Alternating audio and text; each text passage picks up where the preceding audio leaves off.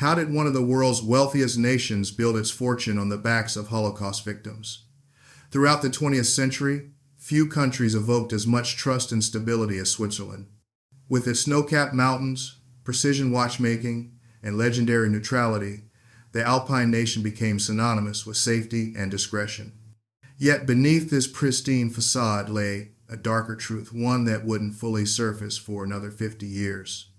During World War II, as millions perished in concentration camps and entire nations fell under Nazi occupation, Swiss banks quietly became the financial lifeline of Hitler's war machine. They laundered billions in stolen gold, held the life savings of murdered Holocaust victims, and helped the Third Reich circumvent Allied sanctions. This is the story of how Switzerland's strict neutrality became a convenient excuse for moral compromise, and how the Swiss banking system transformed Nazi plunder into legitimate wealth. To understand how Switzerland became Nazi Germany's banker, we must first venture back to 1934. The world was still reeling from the Great Depression, and Switzerland's banking sector faced unprecedented challenges. Banks were failing, public confidence was eroding, and foreign governments were cracking down on tax evasion. On February 2nd, 1934, the Swiss Parliament passed a landmark law that would forever change the country's financial landscape, the Federal Act on Banks and Savings Banks. Article 47 of this law made it a federal crime for any bank employee to disclose client information to third parties, including foreign governments. Violations carried prison sentences and heavy fines. The official narrative claimed this law was designed to protect Jewish assets from Nazi persecution. After all, Hitler had just come to power in Germany a year earlier, and wealthy German Jews were already seeking safe havens for their wealth. Swiss bankers traveled across Europe, distributing brochures and sending representatives to advertise their new secrecy protections. The message was clear: your money is safe with us, no questions asked. But the timing tells a different story. Just 2 years before the banking law passed, French authorities had raided Swiss bank offices in Paris, uncovering enormous amounts of francs being hidden across the border to evade French taxes. The Swiss banking secrecy law was not primarily about protecting persecuted Jews. It was about protecting Switzerland's competitive advantage as a tax haven. The law simply formalized what had been common practice since the 1700s, when Swiss bankers first developed codes of secrecy for European royalty. The 1934 law also introduced numbered bank accounts, replacing names with multi-digit codes. Even within banks, only a handful of select employees knew the true identity of account holders. This system would prove devastatingly effective for Nazi officials seeking to hide their stolen wealth. When World War II erupted in September 1939, the Allied powers immediately enacted economic sanctions against Nazi Germany. The goal was simple: strangle the German war economy by cutting off access to foreign currency and international trade. Gold, foreign exchange, and hard currency became the lifeblood of any nation hoping to purchase food, weapons, and raw materials from neutral countries. This created an immediate problem for Hitler. Germany's aggressive rearmament had already depleted much of its gold reserves during the 1930s. Without foreign currency, the Nazi war machine would grind to a halt within months. The solution came from an unlikely ally, the small, neutral nation of Switzerland. Swiss banks offered something no other country could provide: the ability to convert looted gold into Swiss francs, the only freely convertible currency besides the American dollar. This exchange was crucial. Nazi Germany could not use gold bars to buy tungsten from Portugal or food from Turkey, but Swiss francs, those were accepted everywhere. The arrangement was remarkably straightforward. The German Reichsbank would deliver gold to the Swiss National Bank in Bern. Swiss bankers would accept the gold, no questions asked about its origin, and credit Germany's account with Swiss francs. Germany could then use these francs to purchase war materials from other neutral countries or pay for goods transiting through Switzerland. Between 1939 and 1945, the Swiss acquired an astounding 79% of all German gold delivered to foreign countries. The Swiss National Bank received 90% of this total, with commercial banks like UBS, Credit Suisse, and Swiss Bank Corporation handling the remainder. In total, Switzerland purchased approximately 1.7 billion Swiss francs worth of Nazi gold, equivalent to about $8.5 billion American dollars today. But where did all this gold come from? That is where the story takes its darkest turn. As German tanks rolled through Europe between 1939 and 1944, they did not just conquer territory, they systematically looted the national treasuries of every country they occupied. The pattern was chillingly consistent. When Austria was annexed in 1938, the Nazis seized the entire Austrian gold reserve. The same happened to Czechoslovakia. When Belgium fell in 1940, Germany confiscated 223 million American dollars in gold from Belgian banks. The Netherlands lost 193 million American dollars. Poland, Norway, Luxembourg, each conquered nation saw its gold reserves vanish into German vaults. By 1945, Germany had expropriated approximately 550 million American dollars in gold from foreign governments alone. This figure does not include gold stolen from private citizens, businesses, or other valuables like jewelry, art, or securities. Then came the gold from Holocaust victims. As the Nazi death machine ramped up operations, SS officers systematically stripped valuables from concentration camp prisoners. Wedding rings, watches, jewelry, and even gold dental fillings were extracted from the bodies of murdered Jews. These items arrived at the Reichsbank in Berlin bearing stamps that included the names of concentration camps, including Auschwitz. United States archival documents later revealed that 76 shipments of looted gold, including dental gold, were sent to the German Central Bank, valued at more than 150 million American dollars in today's currency. Some items literally bore the stamp Auschwitz when they arrived. The gold was then melted down and recast into bars that looked indistinguishable from legitimate monetary gold. This made it nearly impossible for receiving banks to identify victim gold from bank gold, though investigators later found smelting records proving that victim gold had been mixed in with the bars sent to Switzerland. The Swiss National Bank's governing board knew at an early point that the gold was being looted from other countries. Documents from the 1940s show that Allied warnings about looted gold were communicated to Swiss authorities as early as 1943.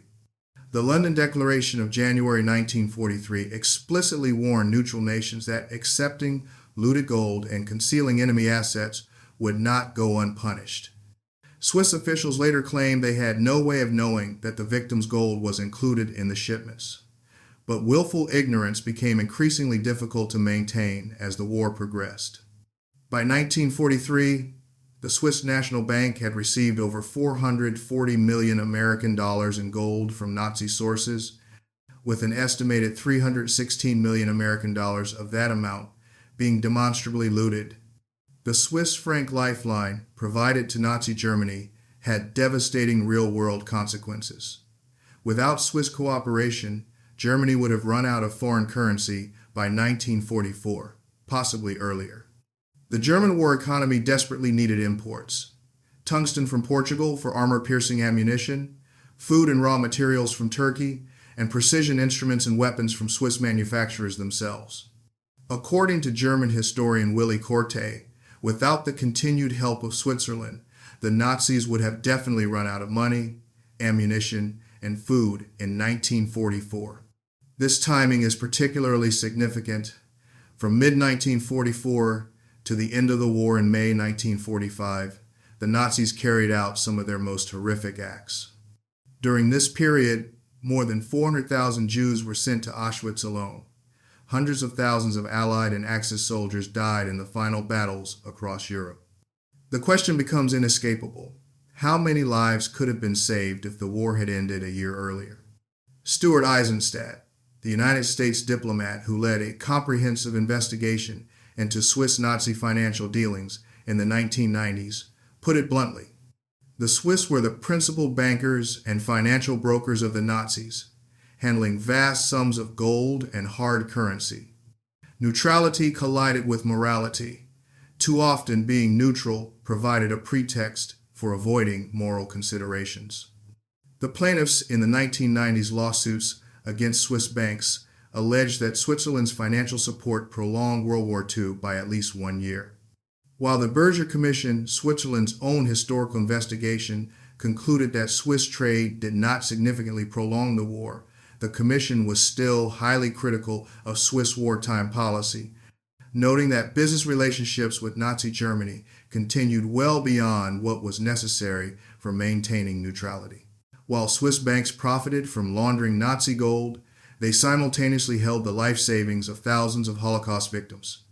Before the war, many European Jews had opened accounts in Switzerland, viewing the neutral nation as the safest place to protect their families' futures. Take the story of Greta Beer, née Delictisch. Growing up in Cernăuți, Romania in the 1920s, her family lived comfortably. Her father, Siegfried, owned a textile factory employing over 1,000 people. He regularly traveled to Switzerland, depositing money in Swiss bank accounts, assuring his family they would always be taken care of. When Siegfried died in 1940, he left behind those Swiss accounts as his children's inheritance. But by then, the Holocaust was underway.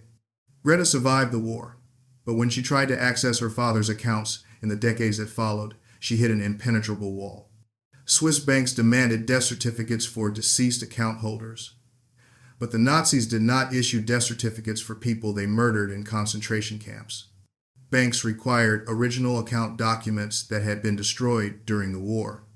They insisted on perfect matches of names, even though many Holocaust survivors had changed their names or anglicized them after immigrating to new countries. Behind these seemingly reasonable requirements lay a more sinister reality. Swiss banks had little interest in finding the rightful owners of dormant accounts. Why would they? The longer accounts remained unclaimed, the longer banks could use those funds for their own investments and operations. The Berger Commission later confirmed what survivors had long suspected. The banks were able to use the amounts remaining in the accounts and to earn income from them. They showed little interest in actively seeking accounts of Nazi victims, justifying their inaction with the confidentiality desired by their customers. What the victims of National Socialism and their heirs thought to be the advantages of the Swiss banking system turned out to be disadvantageous for them. Hannah Greenberg was only 5 years old when she fled the Warsaw Ghetto in 1943, leaving her father behind. She had no documents, no paperwork, no account numbers, just memories of her father mentioning Swiss accounts. When she approached Swiss banks as an adult, they turned her away. Without proof, they said, they could do nothing. Estelle Sapir's father, Joseph, owned an investment bank in Warsaw and regularly deposited $30,000 to $40,000 at a time in Swiss banks. The family lived a privileged life until the Nazis invaded. Decades later, Estelle lived in a single room in Queens, New York, struggling to pay rent. He was able to protect his money from the Nazis, she said bitterly, but not from the Swiss. These stories repeated thousands of times over. Holocaust survivors who had lost everything, their families, their homes, their countries, were denied access to the one thing their parents had managed to save. Swiss banking secrecy laws prevented bankers from disclosing any information without what they deemed sufficient proof of connection to the original depositor. Any banker who broke these rules faced imprisonment. As World War II ended in May 1945, the Allied powers turned their attention to recovering Nazi assets hidden in neutral countries. They faced a formidable opponent, Swiss negotiators determined to protect their country's wartime profits and post-war reputation. By early 1946, Allied forces had frozen Swiss assets in the United States.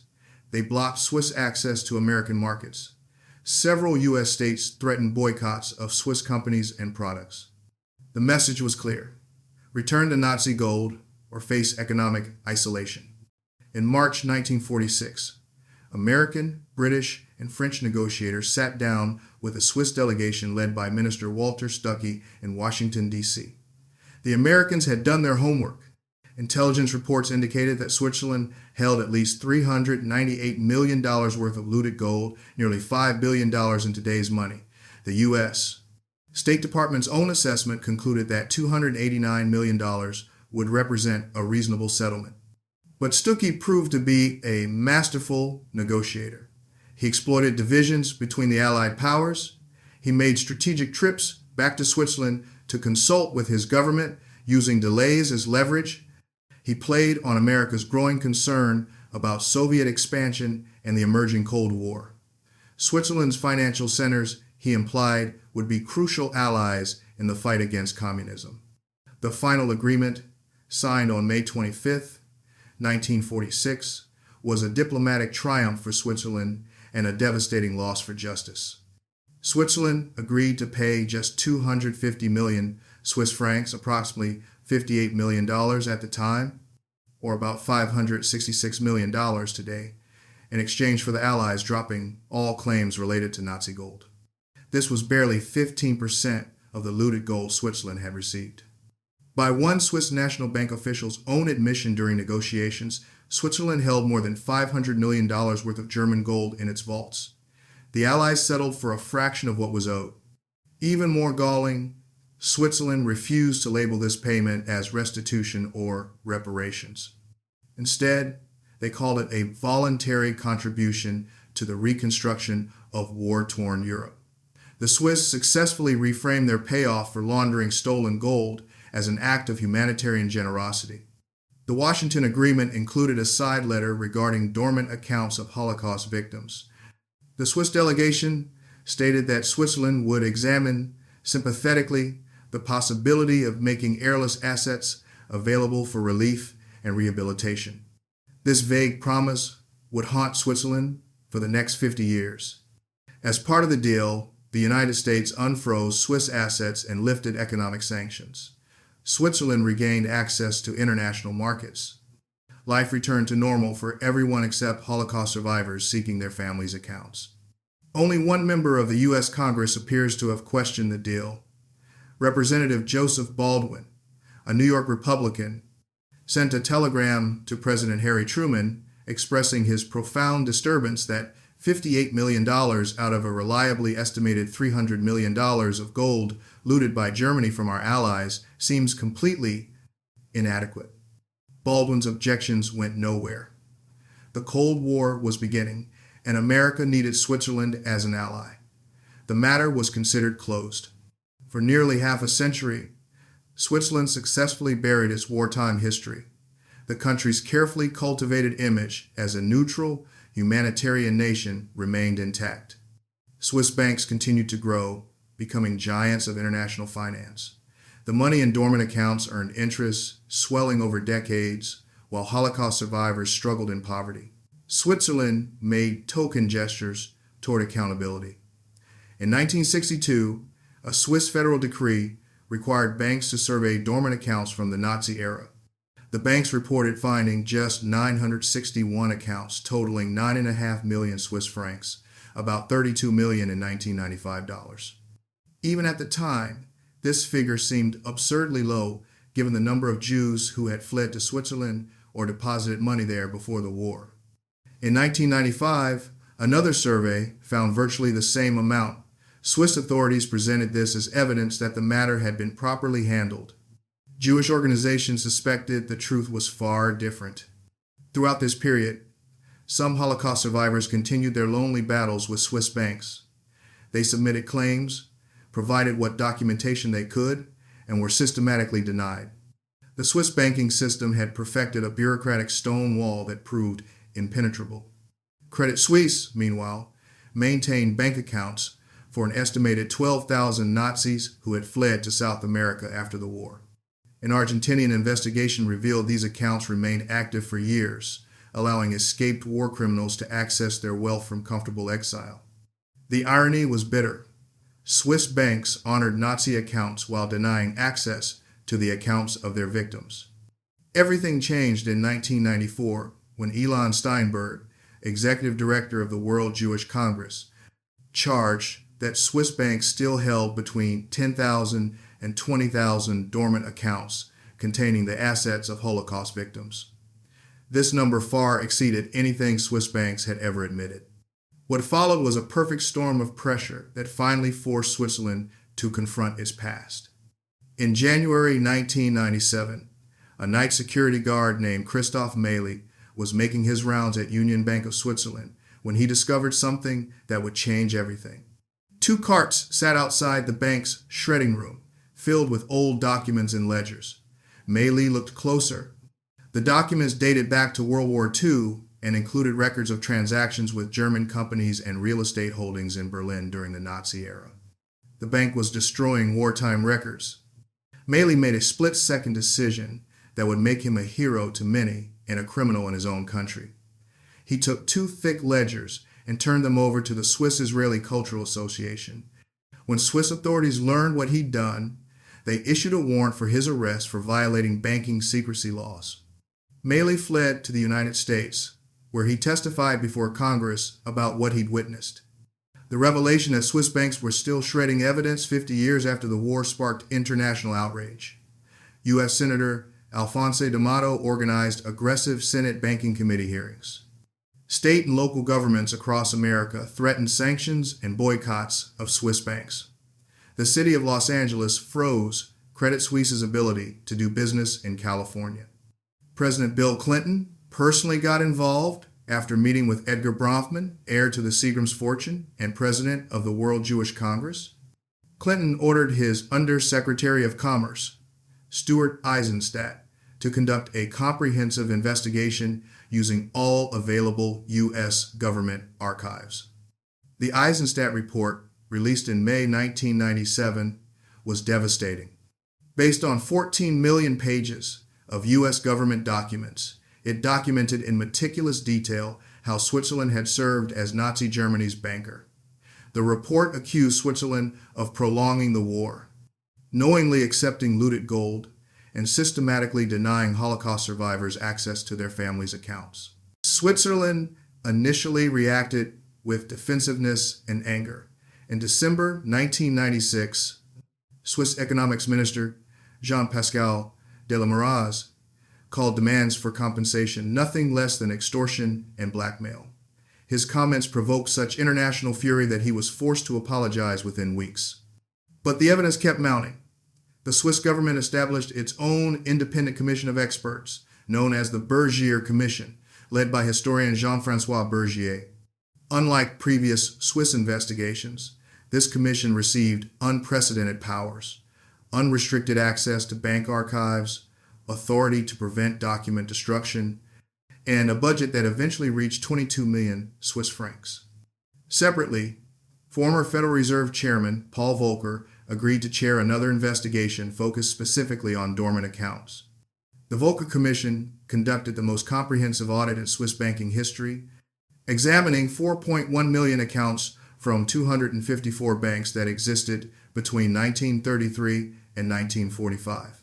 What these investigations uncovered exceeded even the worst suspicions of Holocaust survivors. The Volcker Commission found that Swiss banks had severely understated the number of dormant accounts. Instead of the 1,000 or so accounts banks had claimed, the investigation identified thousands of accounts that were probably or possibly related to victims of Nazi persecution. The 1999 book value of these accounts was 95 million Swiss francs, but that figure did not account for decades of lost interest and investment income. When properly calculated, factoring in average long-term investment rates in Switzerland, the Commission determined that $379.4 million should be awarded to account holders or their heirs, and this covered only the accounts they could definitively identify. The Bergier Commission's findings about the gold trade were equally damning. The Commission confirmed that Switzerland had purchased approximately 1.7 billion Swiss francs worth of Nazi gold, with the Swiss National Bank receiving the vast majority. More than half of this gold, an estimated $316 million worth, had been demonstrably looted from occupied countries. Perhaps most damning, the Commission confirmed that the Swiss National Bank's governing board knew early on that the gold was looted. They were not innocent bystanders unknowingly caught up in Nazi schemes. Swiss bankers and government officials made conscious decisions to accept and launder stolen gold, prioritizing profit over morality. The Commission also documented that Swiss commercial banks, UBS, Credit Suisse, and Swiss Bank Corporation had closely cooperated with major German banks throughout the war. As late as 1943, UBS granted Deutsche Bank a new loan of over 500,000 francs. These relationships continued until the end of the war and even beyond. Beyond gold, Switzerland had served as a marketplace for looted securities and other assets from newly occupied countries. The Allied warning of January 1943 about dubious securities arriving in Switzerland had been ignored. A 1946 Swiss government estimate suggested that between 50 and 100 million francs worth of securities of questionable provenance had found their way into Swiss markets during the war. As evidence mounted and international pressure intensified, Switzerland found itself facing an existential crisis. American states were moving toward implementing actual sanctions against Swiss banks. More importantly, UBS was in the middle of a major merger and needed approval from the United States banking regulators to access the crucial American market. Without that approval, the new UBS could not function as a global bank. The Swiss banking industry realized it had no choice but to settle. On August 12, 1998, Senator D'Amato announced that an agreement had been reached. The three major Swiss banks, UBS, Credit Suisse, and Swiss Bank Corporation, agreed to pay $1,250 million to Holocaust survivors and their heirs. Notably, the Swiss government itself refused to participate in the settlement, maintaining that its wartime actions were legally justified. The settlement covered 5 categories of claims: dormant bank accounts, looted assets, slave labor was performed for Swiss entities. Slave labor was performed for Nazi entities with Swiss financial support. Refugees denied entry to Switzerland or mistreated after admission. The case was presided over by Judge Edward Corman in federal court in Brooklyn. He appointed Judah Gribitz as special master to administer the distribution plan. The process would take more than 2 decades. By January 2020, $1,290 million, slightly more than the original settlement due to interest, had been distributed to approximately 458,400 claimants across the United States and more than 80 countries worldwide. The average payment was modest by any standard, but for many elderly Holocaust survivors living in poverty, even small payments represented long-delayed justice. The Swiss government established a separate humanitarian fund of 300 million Swiss francs through the Swiss National Bank, though this too avoided any admission of legal liability. For families like Greta Beers, the settlement came too late. Despite her testimony helping secure the lawsuit's success, Greta never recovered her father's account.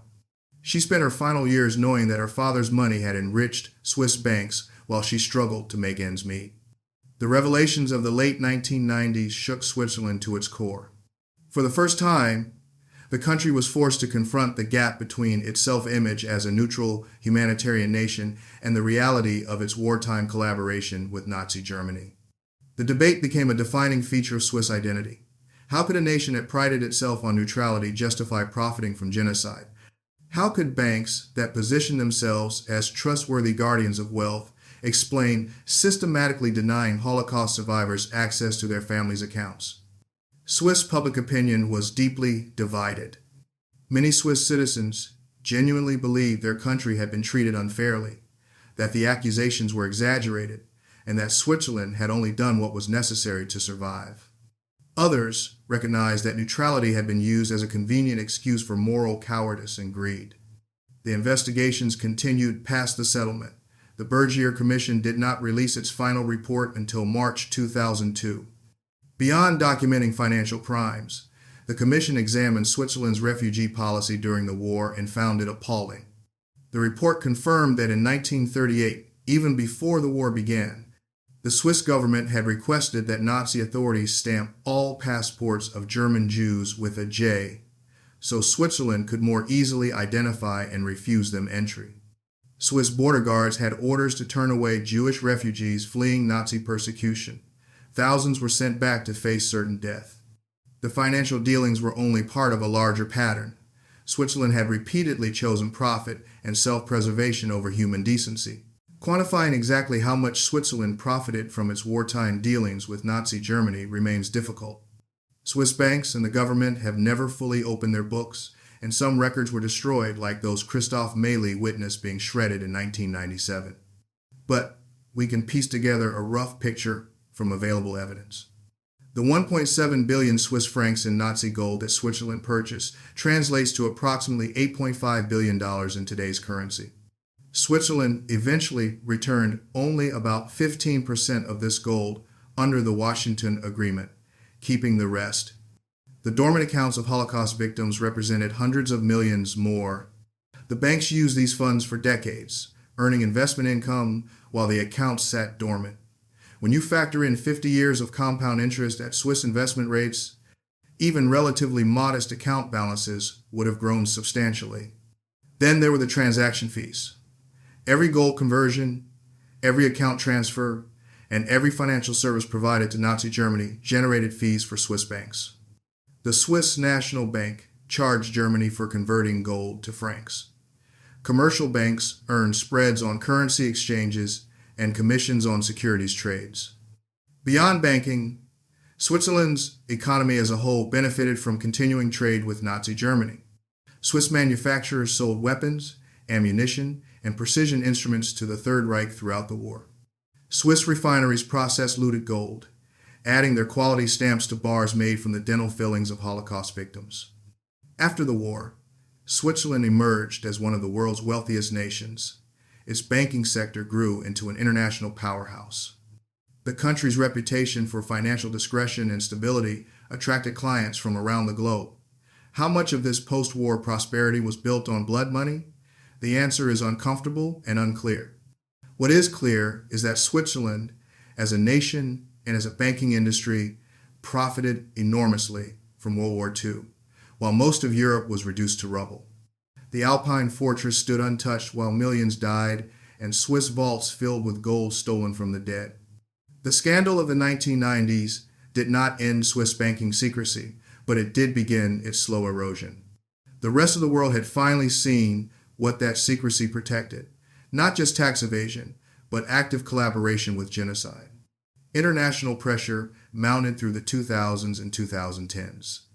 The United States passed the Foreign Account Tax Compliance Act in 2010, requiring foreign banks to report on American account holders.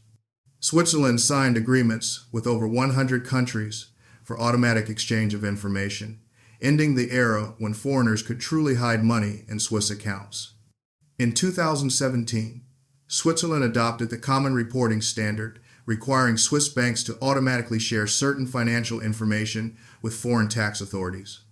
The days of anonymous numbered accounts protecting unlimited secrecy were over, at least for foreign clients.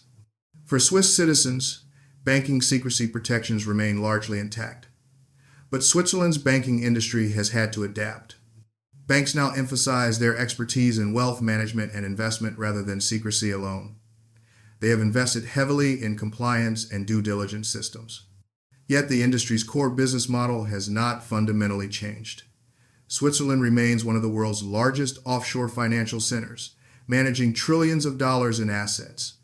The country still offers advantageous tax treatment and high levels of financial privacy compared to most jurisdictions. The question persists: has Switzerland truly reckoned with its past, or has it simply become better at public relations?